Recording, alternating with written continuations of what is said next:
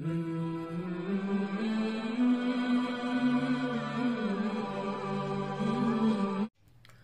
الله الرحمن الرحيم. كتاب الطهارة. المياه التي يجوز التطهير بها 7 مياه: ماء السماء وماء البحر وماء النهر وماء البئر وماء ذاب من الثلج والبرد وماء العين. السلام علیکم ورحمۃ اللہ. معزز سامعین، جیسا کہ آپ سب کو بخوبی معلوم ہے کہ کچھ وقت سے ہماری ویڈیوز نہیں آ رہی تھی، اور اس کی وجہ کچھ گھریلو مشغولیات تھی، جس کی وجہ سے ہم جو ہے اس کی طرف دھیان نہ دے سکے تقریباً 3-4 مہینوں سے. تو اب کچھ احباب کے اصرار سے آج آپ حضرات کی خدمت میں پھر سے حاضر ہوا ہوں. تو احباب کا مشورہ تھا کہ نماز کے متعلق کچھ خاص مسائل بیان کیے جائے جن کی لوگوں کو زیادہ احتیاج ہے، زیادہ محتاجگی ہے ان مسائل میں، جو کہ روزمرہ پیش آنے والے ہوتے ہیں. چونکہ نماز ہم دن میں 5 بار پڑھتے ہیں، اور نماز جو ہے سب سے افضل عبادت ہے. تو احباب نے اس کی طرف دھیان دلایا تھا. تو میں نے سوچا کہ نماز کے لیے جو چیز ضروری ہے اور وہ ہے طہارت. جیسا کہ عربی کا ایک مقولہ ہے، الطہارہ ہی اساس العبادات. یہ جو طہارت ہے، پاکی جو ہے، یہ عبادتوں کی کیا ہے؟ جڑ ہے. تو جب جڑ صحیح ہوگی تو عبادت بھی آگے کیا ہوگی؟ صحیح ہوگی. اگر جڑ ہی صحیح نہ ہو تو پھر عبادات اس کا بھی کوئی فائدہ نہیں ہے. تو لہٰذا میں نے سوچا کہ آپ حضرات کے سامنے نماز کے مسائل بیان کرنے سے پہلے کچھ طہارت پاکیزگی کے کچھ مسائل بیان کیے جائیں. تو چونکہ قرآن پاک میں بھی ہے، اللہ رب العزت کا ارشاد ہے، ان اللہ یحب التوابین ویحب المتطہرین. اللہ رب العزت دوست رکھتے ہیں توبہ کرنے والوں کو، ویحب المتطہرین، اور دوست رکھتے ہیں پاکیزہ رہنے والوں کو، صاف ستھرا رہنے والوں کو.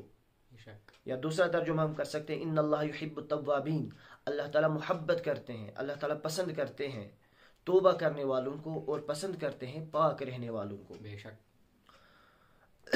تو لہٰذا پاکی یہ ایک بہت اہم مسئلہ ہے. اور نبی کریم صلی اللہ علیہ وسلم کا ارشاد ہے، مسلم شریف کی روایت ہے، الطہور شطر الایمان. پاکی جو ہے وہ ایمان کا حصہ ہے. پاکی ایمان کا حصہ ہے. تو اس اعتبار سے میں نے سوچا کہ عبادت جو نماز ہے، اس سے پہلے اس کے لیے جو شرط ہے، اس کے لیے جو ضروری چیز ہے وہ ہے طہارت. اس کے کچھ مسائل بیان کیے جائیں. تو اس میں اللہ رب العزت نے میرے ذہن میں ڈالا کہ نور الایضاح میں نے کتاب اٹھائی ہے.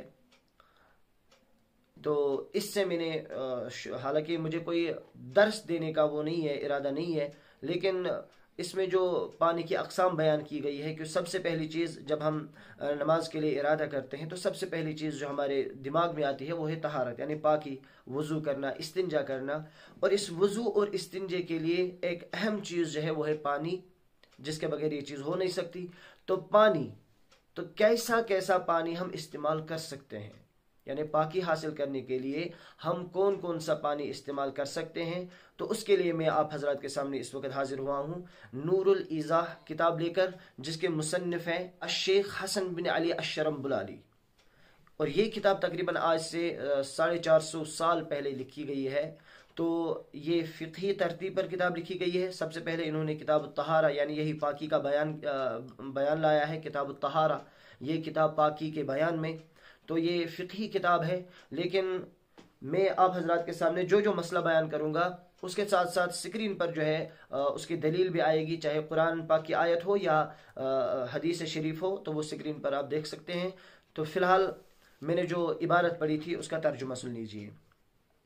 کتاب الطہارہ، یہ کتاب پاکی کے بیان میں، یعنی پاکی کے جتنے بھی مسائل ہیں ان تمام مسائل کو گھیرا ہوا ہوگا اس باب میں.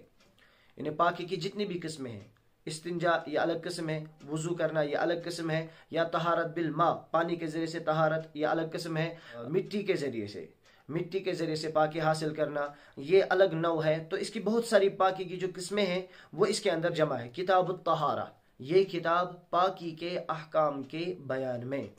المیاہ التی، میاہ یہ ماء ان کی جمع ہے، اور ماء کہتے ہیں پانی کو، ماء ان کہتے ہیں پانی کو۔ یجوز جائز ہونا، لیکن یہاں پہ یجوز جو ہے یہ یصح کے معنی میں ہے، یعنی صحیح ہونا۔ التطہیر پاکی، تو فرماتے ہیں المیاہ التی یجوز التطہیر بہا، وہ پانی جن کے ذریعے سے صحیح ہے پاکی حاصل کرنا، سبعۃ میاہن 7 قسم کے پانی ہیں۔ گویا کہ 7 قسم کے پانی ایسے ہیں جن سے ہم پاکی حاصل کر سکتے ہیں، جن سے ہم استنجا کر سکتے ہیں، جن سے ہم وضو کر سکتے ہیں، تاکہ ہم پھر عبادت کو انجام دے پائیں۔ تو 7 قسم کے پانی فرماتے ہیں۔ تو پہلی قسم ماء السماء، آسمان کا پانی۔ تو آسمان، یہاں پہ سما آسمان کا پانی کہا ہے، حالانکہ پانی آسمان سے نہیں برستا ہے بلکہ بادل سے برستا ہے، اس کے لیے لفظ ہونا چاہیے تھا سحاب، لیکن یہاں چونکہ عموماً جو ہے اوپر سے جو چیز گرتی ہے، اوپر جو چیز آتی ہے اس کو عموماً آسمان سے گرنا ہی کہتے ہیں، اس کو آسمان کی طرف ہی جو ہے عرف میں کہا جاتا ہے آسمان سے یہ چیز آئی، آسمان سے بارش آئی، تو اسی اعتبار سے انہوں نے عرف کا اعتبار کرتے ہوئے یہاں پہ ماء السما بیان کیا، یعنی آسمان کا پانی، اور مراد ہے بارش، یعنی بادلوں کا پانی، بادلوں سے جو پانی برستا ہے وہی یہاں پہ مراد ہے۔ تو فرماتے ہیں ماء السما، آسمان کا پانی۔ تو آسمان کے جو پانی ہے، جو بارش ہے، اس سے اگر ہم نے کسی برتن میں جمع کیا تو وہ بالکل پاک ہے، اس سے ہم وضو کر سکتے ہیں، کیونکہ قرآن پاک میں ہے وَأَنزَلْنَا مِنَ السَّمَاءِ مَاءً مُبَارَكًا۔ اور اس طرح آگے فرمایا، دوسری قسم فرمائی وَمَاءُ الْبَحْرِ، سمندر کا پانی، دریا کا پانی۔ تو جو سمندر کا پانی ہے اس کے متعلق فرمایا دوسرا پانی وہ ہے جس سے آپ پاکی حاصل کر سکتے ہو، وہ ہے سمندر، بحر، دریا کا پانی۔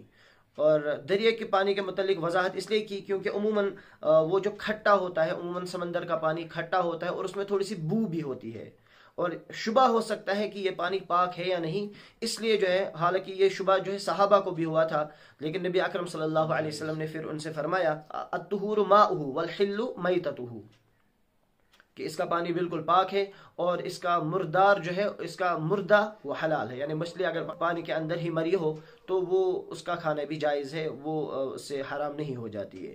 تو بہرحال صحابہ کو بھی شبہ ہوا تھا سمندر کے پانی کے متعلق، اور نبی اکرم صلی اللہ علیہ وسلم نے ان کے اس شبے کو دور فرمایا۔ تو دوسری قسم سمندر کا پانی، اور تیسرا فرمایا وماء النہر، نہر کا پانی۔ تو سمندر کہتے ہیں مائع کثیر کو، جو بہت بڑا سمندر ہو، بہت بڑا دریا ہو، اس پر آتا ہے اطلاق سمندر کا، بحر کا۔ تو فرمایا تیسری قسم ماء النہر، نہر کا پانی، یعنی سمندر سے جو شاخیں نکلتی ہے ان شاخوں میں سے ہر ایک شاخ پر جو ہے نہر کا اطلاق ہوتا ہے، تو اس نہر کا پانی بھی کیا ہے؟ صحیح ہے۔ وماء البئر، کنویں کا پانی۔ سورہ قاف کے اندر کنویں کا بیان ہے، تو بئر کہتے ہیں کنویں کو، کس کو؟ کنویں کو۔ اور کنواں یہ ہوتا ہے جس میں پانی جمع کیا جاتا ہے تاکہ لوگ پھر اس پانی سے کچھ وقت تک جو ہے اس سے پانی نکال سکے، اور پھر دوبارہ اس کے اندر پانی جمع کیا جاتا ہے۔ تو ایسا کنواں اگر ہے تو اس کے بارے میں ہے کہ اس کا پانی بھی کیا ہے؟ پاک۔ یہ پرانے زمانے میں ہوتا تھا، آج کل کے زمانے میں ایسا تو نہیں ہوتا، لیکن ابھی بھی کچھ گاؤں ایسے ہیں جو دور دراز علاقوں میں پائے جاتے ہیں، وہاں پہ کنویں آج بھی بنائے جاتے ہیں، اور ان کنویں میں کیا ہوتا ہے؟ بارش کا پانی بھی ان میں جمع ہوتا ہے، یعنی بہت طرح کے کنویں ہوتے ہیں، کسی میں تو بارش کا پانی جمع ہوتا ہے، کسی کے لیے انہوں نے الگ سے انتظام رکھا ہوتا ہے، اس میں پانی جمع کرتے ہیں اور پھر اسی پانی کو محلے والے، گاؤں والے استعمال کرتے ہیں، یعنی الگ الگ طریقوں کے کنویں ہوتے ہیں۔ تو اس اعتبار سے جو کنویں کا پانی ہے وہ بھی کیا ہوتا ہے؟ پاک ہوتا ہے۔ آگے فرمایا وماء ذاب من الثلج والبرد، یہ دو قسمیں ایک ہی ساتھ بیان کی، وماء، اور ایسا پانی، ذاب جو پگھلا ہو، من الثلج برف سے، ثلج کہتے ہیں برف کو، والبرد اور اولے سے۔ اولا کہتے ہیں جو کنکر کی صورت میں آسمان سے برستا ہے، جس کو کشمیری میں ڈوٹ کہتے ہیں، کشمیری میں وہ جو گول گول سے اتنے بڑے وہ دانے جیسے ہوتے ہیں، کنکر جیسے، جو آسمان سے برستے ہیں، برف کی شکل کے ہوتے ہیں لیکن تھوڑے سے مضبوط ہوتے ہیں، تو انہیں کہتے ہیں اولے اردو میں، اور کشمیری میں انہیں کہتے ہیں ڈوٹ۔ تو فرماتے ہیں وماء، اور ایسا پانی، ذاب من الثلج جو پگھلا ہو کس سے؟ برف سے، والبرد اور اولے سے۔ تو ایسا پانی اگر ہے جو پگھلایا گیا ہو ان دو چیزوں سے، تو وہ پانی بھی ہم استعمال کر سکتے ہیں، وہ پانی بھی پاک ہے۔ تو یہاں پہ ذاب من الثلج، برف کو پگھلانا کہا گیا. تو اس کا مطلب یہ ہے کہ اگر ہم نے ڈائریکٹ برف اٹھا کے بازوں میں مل دی یا چہرے پہ مل دی, وضو کے اعضاء اس سے دھو دیے, تو وضو نہیں ہوگا, چونکہ اس کے اندر ٹپکنا شرط ہے. یعنی جو پانی آپ وضو میں استعمال کرو وہ آپ کے بازو سے ٹپکنا چاہیے. اور جب آپ نے برف کا استعمال ڈائریکٹ کیا تو وہ پانی ٹپکتا نہیں ہے, بلکہ صرف آپ کے چہرے کو گیلا کرتا ہے, آپ کے بازوں کو گیلا کرتا ہے. لہذا ڈائریکٹ برف سے اگر آپ نے اس طرح وضو کیا تو وہ وضو صحیح نہیں ہوگا جب تک کہ آپ کے اعضاء سے پانی بہنے نہ لگ جائے. تو بہرحال فرمایا ایسا پانی جو کس سے پگھلا ہو, برف سے, والبرد یا اولے سے.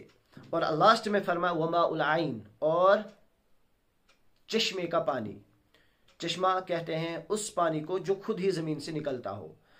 دیکھو کنویں میں اور چشمے میں فرق ہے.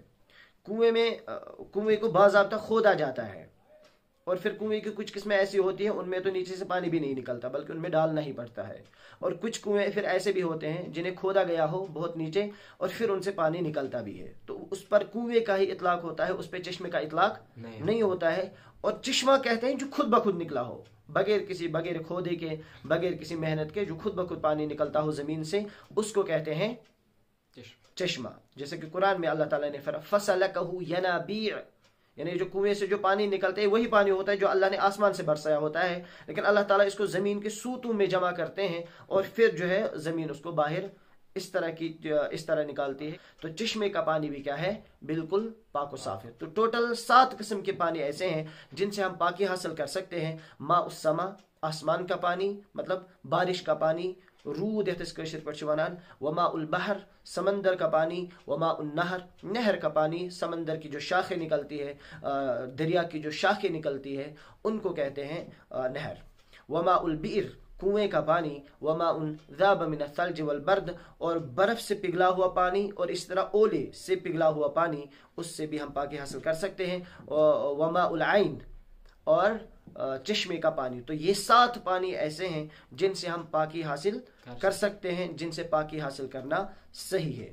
تو اللہ تعالیٰ سے دعا ہے اللہ رب العزت ہمیں یہ مسائل جو ہے صحیح نیت کے ساتھ آپ حضرات کے سامنے پیش کرنے کی توفیق عطا فرمائیں, اور ہمارے لیے, میرے لیے اس کاوش کو قبول فرمائے. یہ جو میں کوشش کر رہا ہوں آپ حضرات کے سامنے, اس کو قبول فرمائیں, اور آخرت میں میرے لیے اس کو نجات کا ذریعہ بنائیں. اور آپ سب سننے والوں کو بھی اللہ تعالیٰ سے دعا ہے کہ اللہ تعالیٰ آپ سب سننے والوں کو بھی ان مسائل کے سننے کا اجر عطا فرمائے اور عمل کے جذبے سے سننا نصیب فرمائے. اللہ تعالیٰ سے دعا ہے اللہ تعالیٰ ہماری تمام لغزشات کو معاف فرمائے. وآخر دعوانا ان الحمد للہ رب العالمین.